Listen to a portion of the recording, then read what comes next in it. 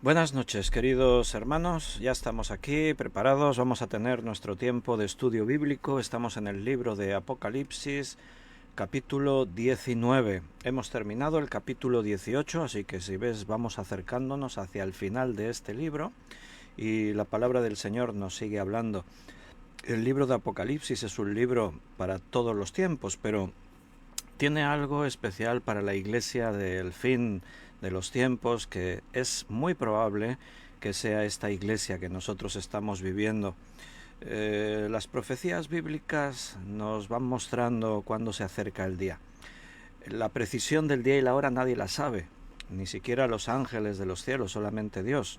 Pero el Señor no quiso que estuviésemos a ciegas, que fuésemos sorprendidos como ladrón en la noche. El mundo sí será sorprendido como ladrón en la noche. El Señor quiere que nosotros tengamos una idea, pensemos cuándo se acerca el tiempo. El capítulo 19 lo titulamos así: el retorno de Cristo. Bueno, es ese momento glorioso que todo creyente estamos esperando. Los creyentes esperamos ese día en el que Cristo venga a la tierra a establecer su reino, a recuperar lo que se había perdido, a reinar, a establecer el reino eterno. Bueno, ahí vamos a estar nosotros, los que hemos creído en Jesús. Eh, Solamente los que han creído en Él de verdad, no los que son religiosos. La religión no salva, salva a Cristo. Nunca te olvides de eso. ¿Y cómo saber cuando uno es salvo? Bueno, por sus frutos los conoceréis. Los frutos muestran realmente dónde está cada uno. ¿Cuáles son los frutos? Resumiéndolo, el amor. Tú miras si todo lo que haces lo haces por amor. Si por amor eres perseguido, eres criticado, tú mira, el amor siempre es el barómetro que mide todo lo que realmente viene de Dios y es de Dios. Toda la ley y los profetas se resumen en esos dos grandes mandamientos: amar a Dios sobre todas las cosas y al prójimo como a uno mismo. Bien, después de haber estado hablando de Babilonia, lo que representa en el plano espiritual y en el plano político, bueno, hemos llegado a este capítulo 19 y vamos a continuar ahí estudiando en este libro de Apocalipsis. Yo os decía el otro día, llegamos a esta parte que, bueno, es la parte que más me gusta, cuando vemos realmente Cristo volviendo a la tierra, Cristo llevándonos a la eternidad. En ese momento, en el capítulo 21, cuando lleguemos ahí, y dice que estaremos en sus brazos, que Él enjugará toda lágrima de nuestros ojos. Bueno, anhelamos ese día. No sé si tú lo deseas, si lo amas. Es otra seña de un verdadero creyente, amar el día de Cristo. Por eso en Apocalipsis termina diciendo: amén, sí, ven Señor Jesús. Vamos a orar primero para poner este tiempo en las manos de Dios. Señor, estamos agradecidos un día más y venimos ante ti con esa expectación de escuchar lo que tú tienes que decirnos. Háblanos, porque estamos dispuestos, preparados a recibir el mensaje de tu palabra. El libro de Apocalipsis sabemos que es difícil, sabemos que encierra todavía misterios para nosotros, pero hay una revelación que tú has mostrado y la queremos entender toda, todo aquello que nos has querido revelar. Queremos poder tener ese conocimiento que nos lleva a mirar más allá del presente, del momento en el que estamos, esa expectativa del futuro, anhelando no una patria terrenal sino celestial, amando tu venida, deseando, como Cristo dijo: donde yo estoy quiero que vosotros estéis. También nosotros deseamos estar contigo, Señor.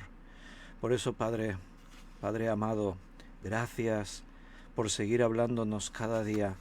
Yo te agradezco por todos mis hermanos que están ahí a diario. Sé que muchos oran por mí y yo oro por ellos, oramos los unos por los otros, y estoy tan agradecido de que nos hayas escogido por tu gracia, que nos hayas dado tu misericordia. Gracias, Señor, porque seguimos adelante. A pesar de todo, somos tuyos y tú cumples tus propósitos en nosotros. Bendice a todos mis hermanos que escuchen esta palabra para que reciban ese alimento espiritual y sean bendecidos. Te lo pedimos en el nombre de Jesús. Amén.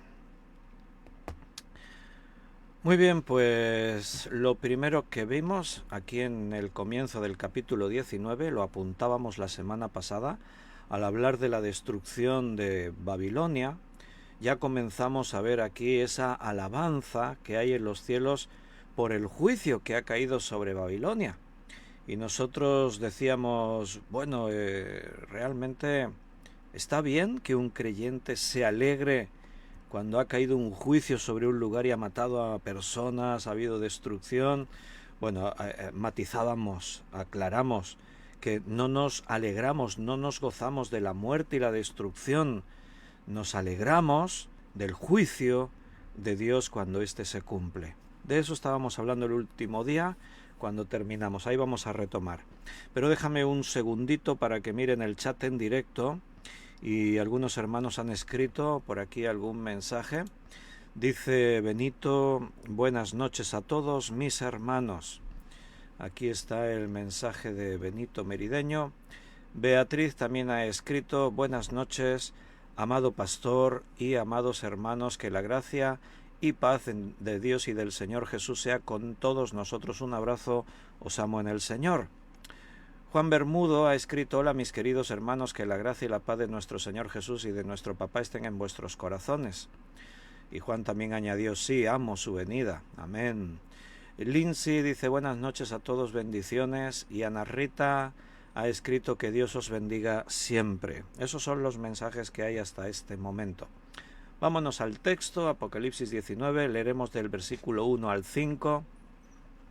Después de esto oí una gran voz de gran multitud en el cielo que decía, Aleluya, salvación y honra y gloria y poder son del Señor Dios nuestro, porque sus juicios son verdaderos y justos, pues ha juzgado a la gran ramera que ha corrompido a la tierra con su fornicación y ha vengado la sangre de sus siervos de la mano de ella. Otra vez dijeron, Aleluya, y el humo de ella sube por los siglos de los siglos, y los 24 ancianos y los 4 seres vivientes se postraron en tierra y adoraron a Dios que estaba sentado en el trono y decían, Amén, aleluya. Y salió del trono una voz que decía, Alabad a nuestro Dios todos sus siervos y los que le teméis, así pequeños como grandes. Habíamos terminado el capítulo 18 también y comenzado con este. En el versículo 24, el último del capítulo 18, habíamos terminado viendo la sangre de los mártires. Dice, y en ella se halló la sangre de los profetas y de los santos y de todos los que han sido muertos en la tierra. Babilonia, la falsa religión, la ciudad, el capital del reino del anticristo, de la maldad. Ahí está diciendo que Satanás se sirvió de esa falsa iglesia, la Jezabel del Antiguo Testamento, para matar a los santos, a los profetas. Y ahora, en el tiempo del fin, aquí en el libro de Apocalipsis, hemos visto que él mata a todos aquellos que se niegan a adorarle, aquellos que se niegan a rendirle culto, aquellos que por el contrario han creído en Cristo, han creído en Dios y ahora les son fieles. Y entonces la bestia, el anticristo, los mata. Entonces, bueno, ese es el preámbulo a mostrarnos esta escena del cielo. Aquí hay un momento en los cielos que hay un servicio de alabanza. De hecho, cada comienzo de una serie de eventos hay un servicio de adoración y de alabanza. Ahora pasamos página, pasamos a una nueva escena. Este capítulo 19, como hemos dicho, lo podemos titular El retorno de Cristo. En cada sección hemos ido viendo esos comienzos. Al comenzar algo nuevo siempre hubo un servicio de adoración y de alabanza en los cielos. Recordamos de momento las divisiones que tenemos en el libro de Apocalipsis. Capítulo 1 lo titulamos Un retrato de Cristo. Ahí está la introducción al libro, la revelación, y Juan ve al Cristo resucitado y nos lo describe. Capítulo 2 y 3 es la segunda división y es el mensaje a las 7 iglesias. Y después, desde el capítulo 4 hasta el capítulo 11, son los juicios de Dios sobre el reino de Satanás, pero desde la perspectiva de los cielos. Ahí se abren los sellos, 7 sellos. Del capítulo 12 al 16 está la siguiente división del libro, y es lo mismo que se vio del 4 al 11, pero ahora del 12 al 16 es lo mismo, pero desde la perspectiva de los cielos. Ahí se vuelve a hablar del arrebatamiento de la Iglesia y se vuelve a hablar de los juicios que Dios manda sobre la tierra, en este caso como copas que se derraman, y esos juicios vienen también contra el reino de Satanás. Después otra división era capítulo 17 y 18, Babilonia. Todo lo que hemos estado viendo en los últimos estudios y que Babilonia representaba. Y ahora comenzamos una nueva división. Ahora hablamos y titulamos el capítulo 19, el retorno de Cristo. Bien, en este caso, este servicio de alabanza y adoración comienza reconociendo que Dios ha juzgado. Hay una alegría, un gozo, porque ha juzgado a la gran ramera, o sea, Babilonia. En los cielos hay regocijo por la destrucción de Babilonia. Después de esto hay una gran voz de gran multitud en el cielo que decía: aleluya, salvación y honra y gloria y poder son del Señor nuestro Dios, porque sus juicios, ahí está la clave, porque sus juicios son verdaderos y justos. Pues ha juzgado a la gran ramera que ha corrompido la tierra con su fornicación y ha vengado la sangre, esa sangre que mencionaba en el versículo 24, de sus siervos de la mano de ella. El regocijo, la alegría, no es por los que hayan muerto en Babilonia, no es porque se destruyó una ciudad, no, es porque Dios ha hecho justicia. Hay en nuestro interior, en el interior del ser humano, existe esa necesidad de que la justicia siempre se haga, se cumpla. A veces nos sentimos maltratados, nos sentimos tratados injustamente y pensamos: Señor, haz justicia, declara la verdad, muestra todas las mentiras que están diciendo contra mí, contra la Iglesia, contra esto y contra aquello. Y a veces te puedes desesperar, ¿no? Decir, ¿pero por qué? Pero tenemos que aprender a confiar en Dios, porque Dios tiene un tiempo para traer sus juicios. Todas las cosas, la Biblia dice que aún las cosas que están ocultas van a salir a la luz, todo se va a saber. Dios conoce las intenciones del corazón, Dios sabe el por qué uno hace una cosa o por otro. A veces nosotros podemos incluso engañarnos a nosotros mismos, pensar: no, yo hago esto por este motivo y el otro, y me quedo tan convencido y tan tranquilo. Pero si fuese sincero conmigo mismo y mirase un poco más profundo, me daría cuenta que la motivación quizás es otra. Y eso no justifica, el hecho de que yo me justifique no me justifica delante de Dios. Si mis acciones causan sufrimiento, dolor, ahí no hay amor de Dios. Si no hay amor de Dios, no sé de dónde viene. La Biblia deja claro que las cosas de Dios construyen, bendicen, edifican. Las cosas que traen dolor, sufrimiento, aquellas cosas que dividen, que destruyen, que no, todo eso no viene de Dios. Viene del diablo, del enemigo. El diablo puede influenciar en una persona incluso si es cristiana. Lo hizo con algunos personajes de la Biblia, inclusive algunos de los apóstoles. Bien, entonces el gozo, la alegría, es porque ahora se está haciendo justicia. Por fin tenemos la sensación de que Dios está haciendo lo justo, está juzgando las injusticias. En este caso se habla de la sangre de los siervos de Dios que ha sido derramada. En el Nuevo Testamento Jesús enseñó que todo lo que hacen hacia nosotros, las personas que nos rodean, tendrán su justa retribución. Si alguno te da un vaso de agua, va a ser bendecido, tendrá una justa retribución de bendición. Si alguno te maltrata, también va a tener su justa retribución. Somos hijos de Dios y el Señor en este sentido no olvida.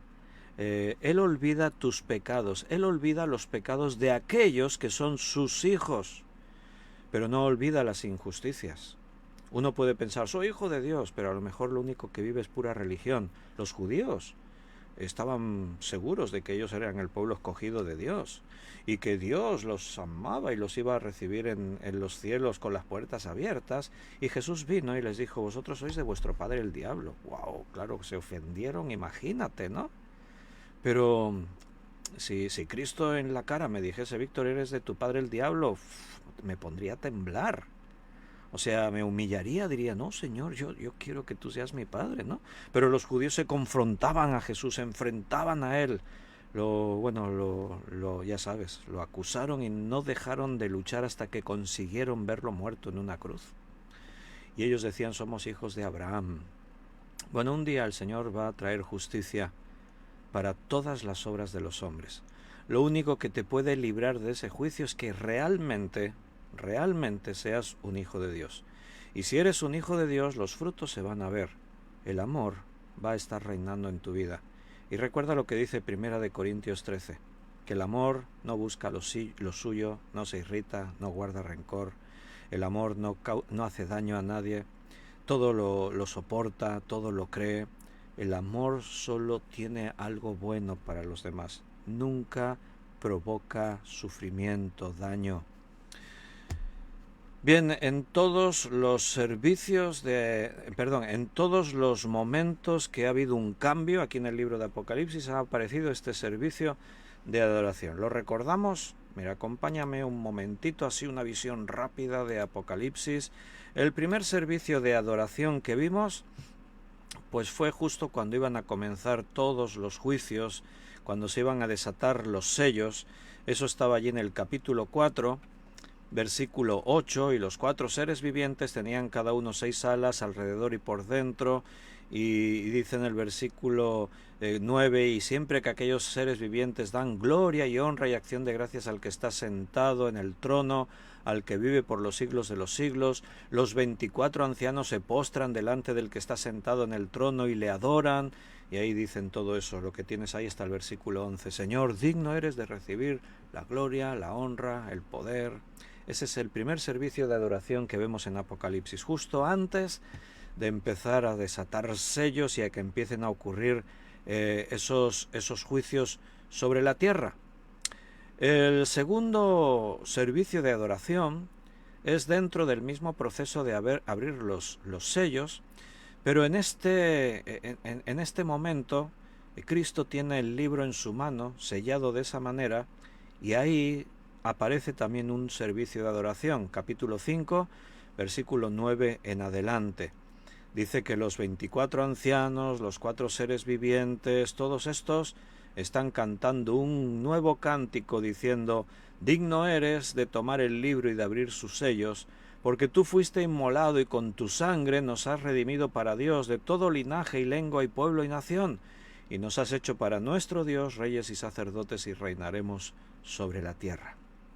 El tercer servicio de adoración está en el capítulo 7. Ahí vemos a los creyentes ahora del pueblo de Israel, 12.000 de cada tribu, 144.000 en total. Están reunidos y son la representación de un pueblo de Dios que había negado a Jesús y que ahora por fin le han reconocido. Fíjate, han tardado, ¿no? Pero por fin se han dado cuenta y dicen: Cristo es el Mesías. Lo rechazamos, pero nos equivocamos, ahora creemos en él. Capítulo 7, versículo 10, hay una gran multitud que no se puede ni contar, de todos los pueblos, lenguas, que están alabando y clamando a Dios. Capítulo 7, versículo 10, y clamaban a una voz, diciendo: la salvación pertenece a nuestro Dios que está sentado en el trono y al Cordero. Y todos los mensajeros estaban en pie alrededor del trono, y los ancianos y los 4 seres vivientes se postraron sobre sus rostros delante del trono y adoraron a Dios, diciendo, y ahí continúa la descripción de esta adoración. En el capítulo 11 tenemos el cuarto servicio de adoración que describe Apocalipsis. Y esto ocurre cuando se toca la séptima trompeta. Y es en el capítulo 11, versículo 15. El séptimo ángel, el séptimo mensajero, tocó la trompeta y hubo grandes voces en el cielo que decían: los reinos del mundo han venido a ser de nuestro Señor y de su Cristo, y Él reinará por los siglos de los siglos. Y los 24 ancianos que estaban sentados delante del trono de Dios, dice que se postraron, y ahí describe otra vez un servicio de adoración.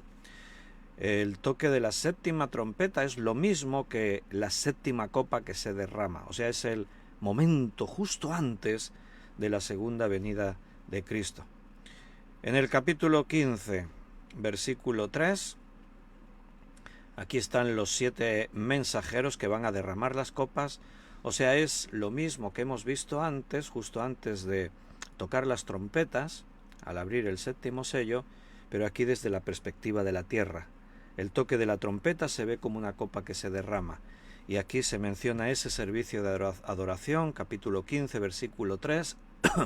Y cantan el cántico de Moisés, siervo de Dios, y el cántico del Cordero, diciendo, grandes y maravillosas son tus obras. Y dice ahí, bueno, Señor Dios Todopoderoso, justos, y describe ese servicio de adoración. Bien, y nosotros estamos pues en el sexto servicio de adoración que se describe en Apocalipsis, y es aquí, justo en el momento antes de la segunda venida de Cristo. Después de la destrucción de Babilonia y antes de la venida de Jesús, otra vez las multitudes de los cielos, todos nosotros, todos los creyentes, los redimidos de Dios, que estaremos participando en estos eventos, estamos adorando al Señor.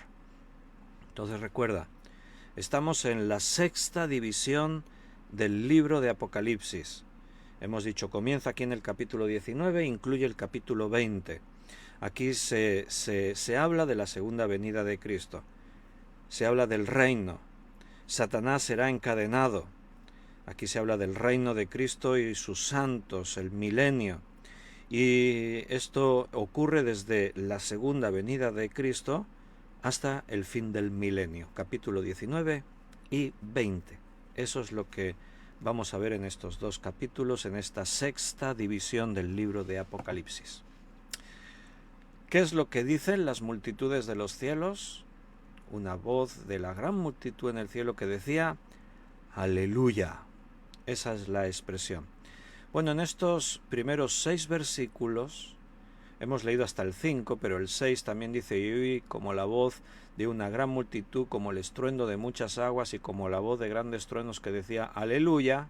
Ahí está. En estos 6 versículos primeros aparece la palabra aleluya 4 veces.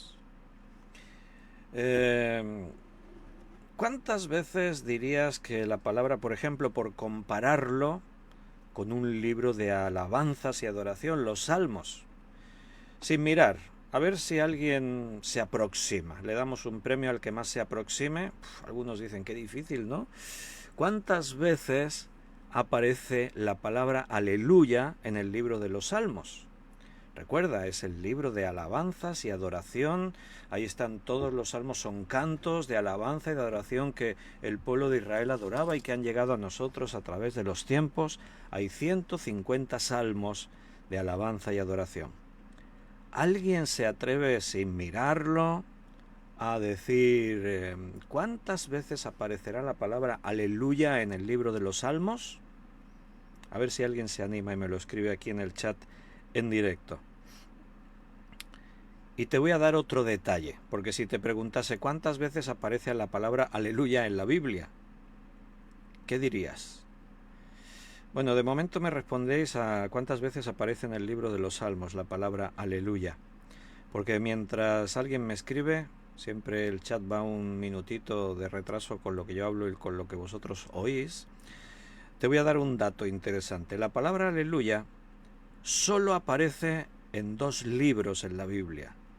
Uno es el libro de los Salmos y el otro es el libro de Apocalipsis. En ningún otro libro de la Biblia aparece la palabra aleluya. Juan se ha animado. Gracias, Juan. Y nos ha dado una cifra. 200 veces, dice Juan. Bueno, así pensando por lógica, si hay 150 salmos y en cada salmo se repita una vez o más de una vez, pues Juan ha hecho un cálculo, dice unas 200 veces. ¿Alguien se atreve a decir otra cifra? Algunos deben estar cenando y no pueden escribir, y otros están ahí conciliando el sueño, no sé. Bueno, fíjate el dato que os he dado, porque uno piensa que la palabra aleluya está ahí por todas partes en la Biblia, ¿no? Sale por todos lados. Y no, para nosotros es una palabra muy popular, muy conocida, muy usual. Es muy común que en el pueblo evangélico se oiga la palabra aleluya. Cuando adoramos a Dios decimos aleluya, Señor. Incluso hablando entre nosotros, ¿no? El hermano viene y te dice algo y tú dices aleluya. Lindsay dice 22 veces. Uy, qué diferencia entre Juan y Lindsay. Juan dice 200 veces y Lindsay 22. Curioso. Bueno, pues ya te diste cuenta que no es una palabra muy usual en las Escrituras, porque fuera de los Salmos y de Apocalipsis no aparece en ningún otro sitio. Bien, ¿cuántas veces aparece la palabra aleluya en la Biblia? 18 veces en toda la Biblia. Quiere decir que solamente el libro de Salmos y de Apocalipsis mencionan la palabra aleluya. Y si hemos dicho que aquí del capítulo 19, versículo 1 al 6, aparece 4 veces la palabra aleluya, y he dicho que 18 veces aparece en la Biblia, ¿cuántas veces nos quedan? 14. En el libro de los Salmos, la palabra aleluya solo aparece 14 veces. Se ha pasado Juan de mucho, dice, me pasé, dice Juan. Y Lindsay también se ha pasado, no tanto, pero también se ha pasado. 14 veces solamente, o sea, en la Biblia se menciona la palabra aleluya solo 18 veces, 4 en Apocalipsis y 14 veces en el libro de los Salmos. Esto sorprende porque uno dice, yo pensaba que aparecía mucho más la palabra aleluya. Claro, porque para nosotros se ha hecho muy familiar esa palabra. Nosotros mencionamos esa palabra así como de una forma muy común. Y decimos aleluya, así en cualquier contexto, en cualquier momento. Pero vamos a... ¿qué significa la palabra aleluya? ¿Qué significa? Bueno, pues significa, es una palabra hebrea. Si tú dices aleluya, estás hablando en hebreo. Y significa alabanza para Dios. Eso es lo que significa aleluya.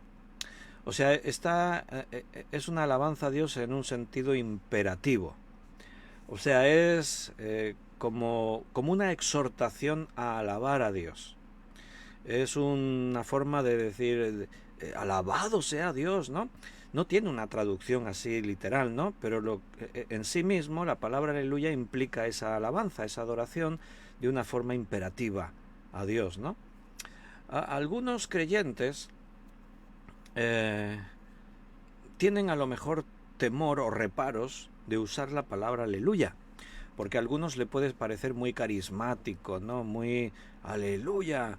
En algunos momentos de la historia y lugares, a los creyentes se les llamó los aleluya. Por ahí en algún lugar, así se les conocía a los cristianos. ¿Por qué? Por eso, porque estaban siempre aleluya, aleluya, aleluya, ¿no? Está bien que alabemos a Dios diciendo aleluya, ya que hemos visto que en la Biblia aparece tan pocas veces esa palabra, no es tan común. Sí, claro, es bíblica, ¿no? Por lo tanto, la puedes usar las veces que quieras. De hecho, aquí tienes un dato que acabamos de leer, y es que aquel día que nosotros estaremos en los cielos, estaremos en esta escena justo que estamos leyendo en Apocalipsis 19 del 1 al 6, porque estaremos incluidos en esa gran multitud en el cielo que decían, aleluya, salvación y honra y poder son de nuestro Dios, nuestro Señor Dios nuestro. Estaremos diciendo esto. En el versículo 3, otra vez dijeron, aleluya, y el humo de ella sube. Y al final del versículo 4, otra vez dice que los 24 ancianos, los seres vivientes, postrados delante del que está sentado en el trono, decían, amén, aleluya. Y en el versículo 6, otra vez dice Juan, escuché como la voz de una gran multitud, como el estruendo de muchas aguas y como la voz de grandes truenos que decía, aleluya, porque el Señor nuestro Dios Todopoderoso reina. Entonces, cuando tú quieras alabar a Dios diciendo la palabra de aleluya, dilo. porque un día la vamos a decir juntos en los cielos. Si tú oyes a algunos hermanos por ahí que tienen la costumbre de alabar a Dios así, aleluya, aleluya, no te rías de ellos.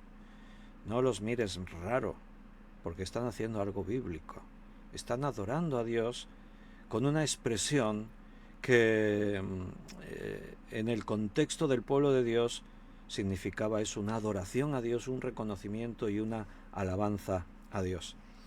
Aunque no sea una palabra muy común en las Escrituras, está ahí y tendrá un significado especial seguramente en los últimos tiempos.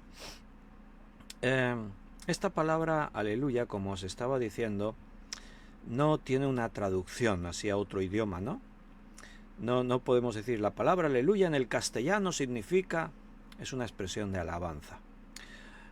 Por ejemplo, el obispo de Canterbury, que se llamaba Anselm de Canterbury, la consideraba una palabra angelical, la cual no se puede reproducir completamente por ninguna lengua humana.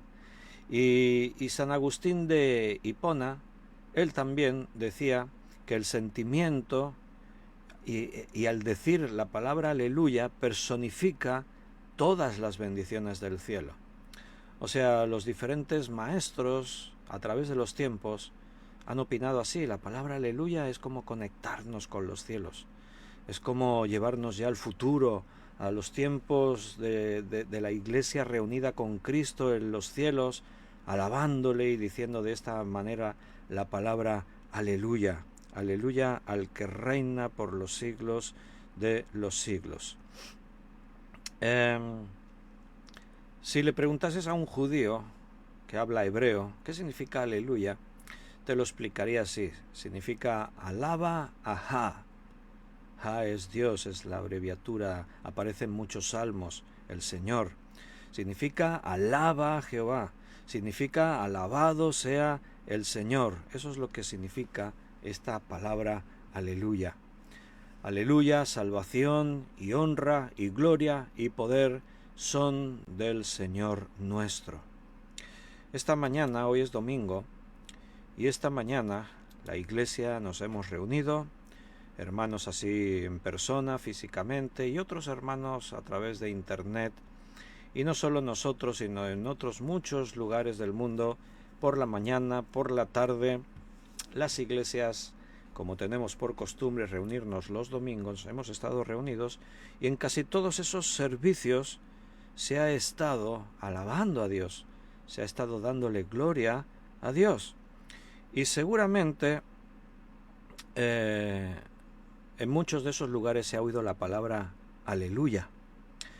Si la pronunciásemos en hebreo, sonaría más o menos algo así como aleluya, porque en realidad son dos palabras, es una palabra compuesta. Halelu -ha, ja. ¿Qué hemos dicho? ¿Qué es ja? Alaben a Ja. Ja es el nombre de Dios. Halal ya, algo así sonaría. Es la contracción de Jehová, la palabra Ja. Entonces, si alguno hoy en su reunión de alabanza ha dicho aleluya, estabas diciendo alabado es el nombre de Dios, alabado es Jehová, alabanza a Dios de una forma así firme, rotunda, porque es un imperativo la palabra hebrea. Es un reconocimiento a la grandeza de Dios, a la misericordia de Dios.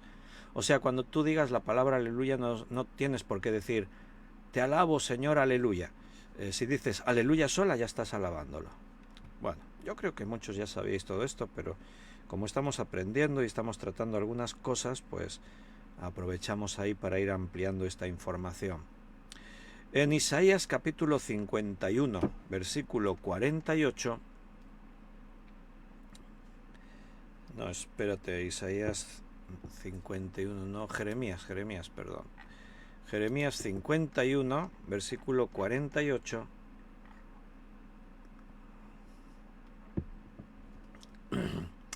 Los cielos y la tierra y todo lo que está en ellos cantarán de gozo sobre Babilonia, porque del norte vendrán contra ella destruidores, dice Jehová, y los muertos de Israel caerá, y por los muertos de Israel caerá Babilonia, y continúa ahí explicando. Dice que ahí habrá canto y gozo en los cielos sobre la caída de Babilonia. O sea que los profetas, como decíamos también la semana pasada, ya apuntaban a ese regocijo y esa alabanza que habrá en los cielos ese día que Babilonia sea destruida. Repito, no nos gozamos por la muerte de nadie, aunque sean muy malvados, pero hay un regocijo porque se destruye aquello que significa la falsa religión y la maldad en el mundo, todo el daño que eso provoca, todas las injusticias que eso provoca, todo el llanto que se ha derramado por todas estas acciones, ya no va a estar más, ha sido destruida.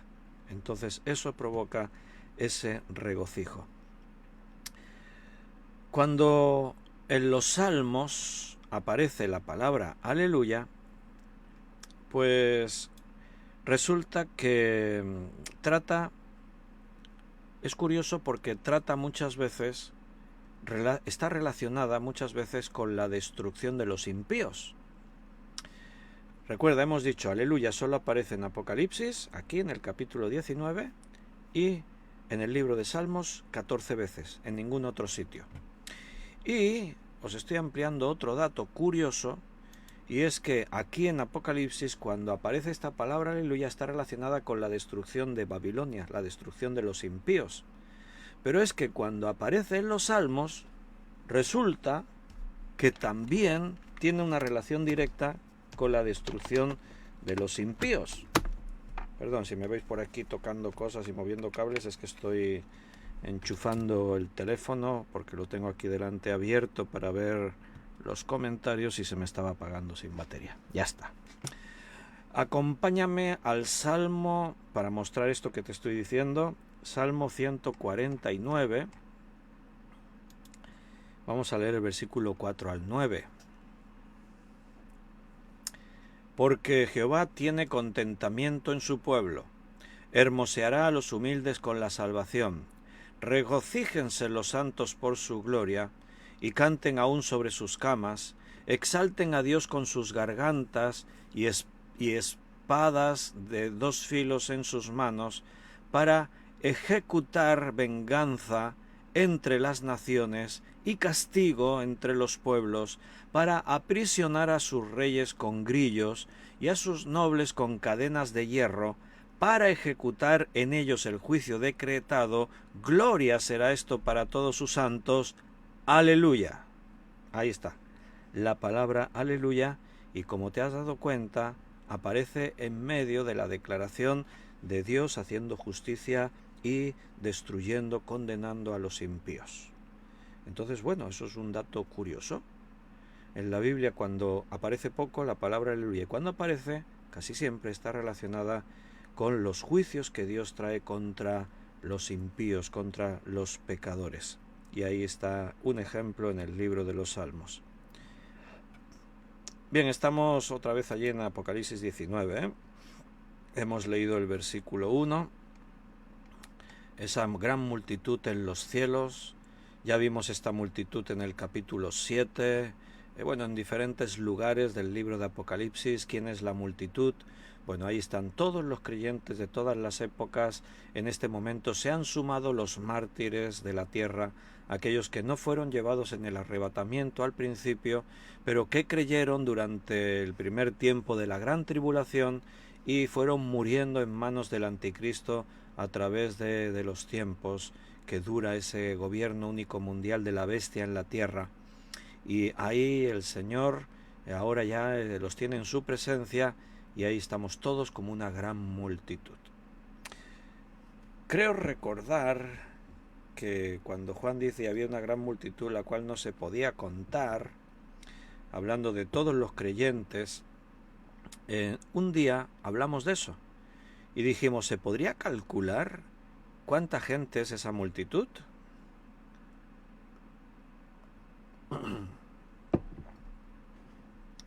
¿Se podría calcular de cuánta gente estamos hablando? Pues es muy difícil, evidentemente. Pero se podría hacer un cálculo. De hecho, han hecho cálculos. Lo que pasa que, claro, los cálculos son muy hipotéticos, porque ¿cómo sabemos quién se salva y quién se condena? No podemos saberlo, ¿no? Pero quizás es menos gente de la que uno se imagina. Porque recuerda un dato que la Biblia nos da. La Biblia dice que pocos son los que hallan la puerta estrecha que va a la salvación. Muchos son los que se condenan, pocos son los que se salvan.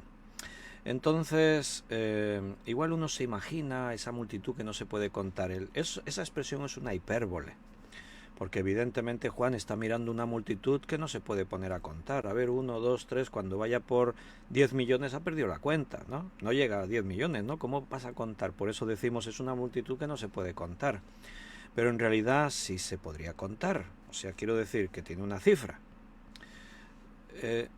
Los que han hecho el cálculo han partido de calcular cuántas personas habrán habitado el mundo desde Adán hasta nuestros días. Estamos hablando de una historia de unos 6.000 años de antigüedad. Y hay que contar que ha habido la gran mayoría de veces en la antigüedad, la tierra no estuvo muy poblada. En los momentos históricos que más población haya tenido la tierra, no se han sobrepasado los 1.000 millones de personas. Es ahora, en los últimos tiempos, cuando la demografía en la Tierra se disparó de una forma bárbara. Estamos hablando que en pocas décadas se ha duplicado la población del planeta Tierra y hoy hablamos de unos 8.000 millones de habitantes. Pero teniendo esto en cuenta, se ha hecho un cálculo cuántas personas han podido vivir en la Tierra desde Adán hasta nuestros días, y en base a eso se ha hecho un cálculo y cuántos han debido creer en Jesucristo o creían en el verdadero Dios antes de Cristo, creyendo en los símbolos de Cristo. O sea, todos los que se han salvado a través de los tiempos, ¿cuántos deben ser? Hay mucha variedad de opiniones. Hay desde los que han dicho que unos 24 millones de personas,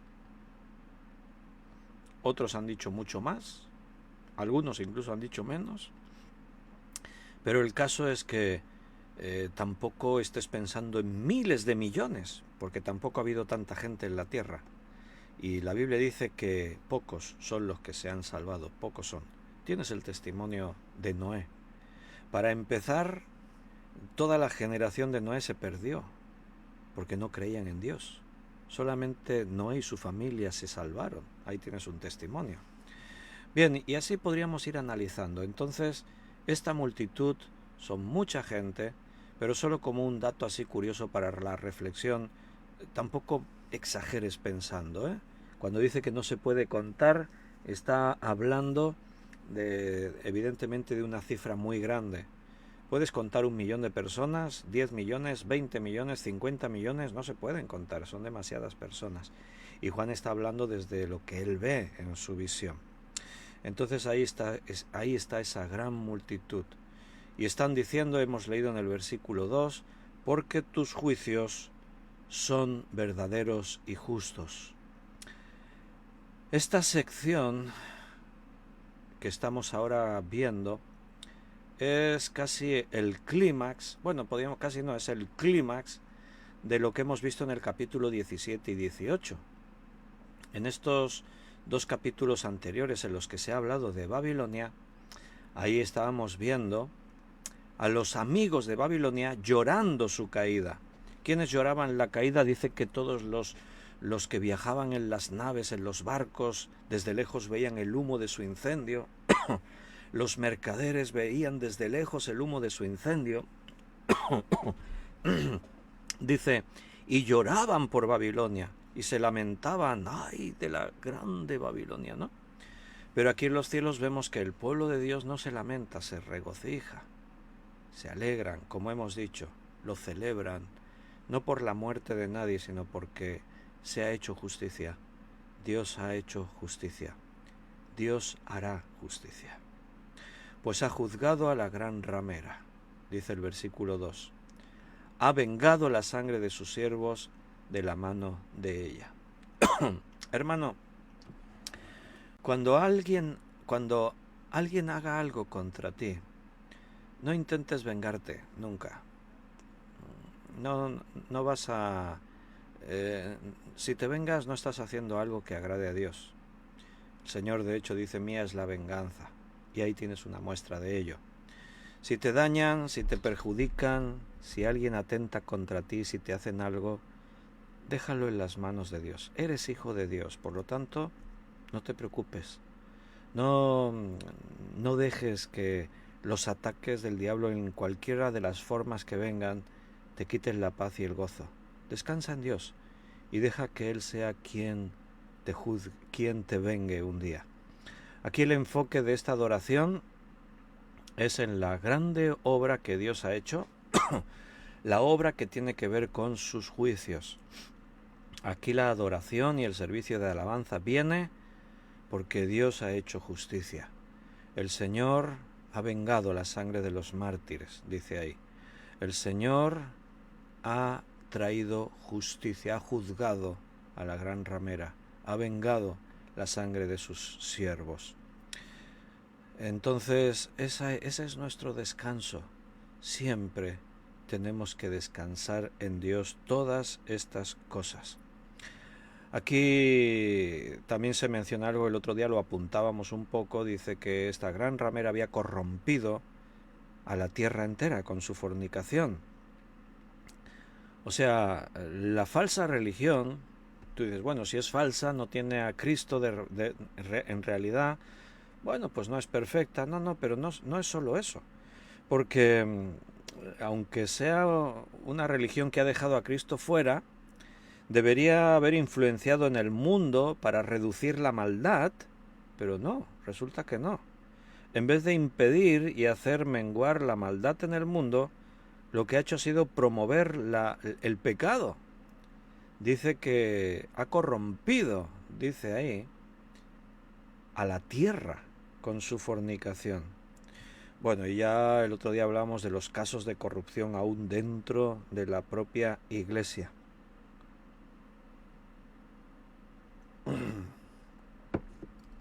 Son muchísimos casos de corrupción dentro de la Iglesia.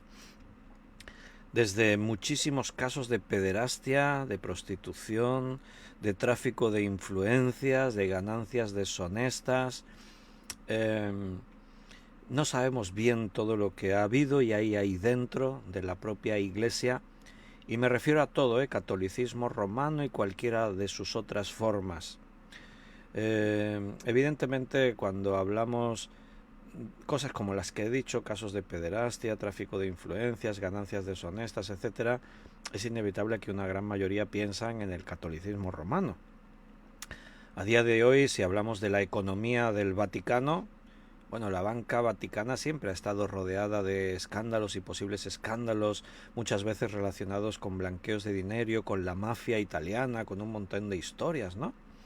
Entonces, bueno, yo no me voy a meter en eso, simplemente anotando que no solo ahí, sino que en todas las religiones del mundo, incluido el protestantismo en sus muchísimas formas, que también van en pos de las ganancias deshonestas y que aman al dinero y todo eso, pues existe toda esa corrupción que de alguna forma es la representación de la influencia que Babilonia ha ejercido sobre el mundo entero.